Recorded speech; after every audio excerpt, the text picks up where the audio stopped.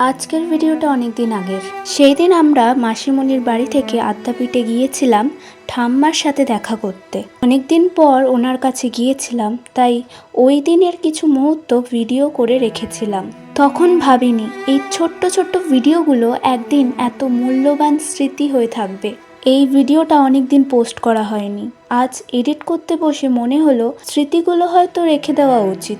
সেই দিন আদ্যা মায়ের দর্শনও করা হয়নি। ঠাম্মার কাছে যেতে যেতে অনেকটা সময় কেটে গিয়েছিল, তাই আর দর্শন করা হয়নি। এখন ভাবলে মনে হয় মন্দির না দেখার আক্ষেপটা ততটা নেই, কারণ সেই দিন ঠাম্মার সাথে দেখা করাটাই সবচেয়ে গুরুত্বপূর্ণ ছিল। জীবনে কিছু মুহূর্ত তখন সাধারণ মনে হয়, কিন্তু পরে বুঝতে পারি সেগুলোই সবচেয়ে মূল্যবান স্মৃতি হয়ে থাকে। আজকের ছোট্ট শিক্ষা, প্রিয় মানুষদের সাথে কাটানো সময়কে কখনো হালকাভাবে নিও না, কারণ একদিন সেই মুহূর্তগুলোই স্মৃতি হয়ে থেকে যায়।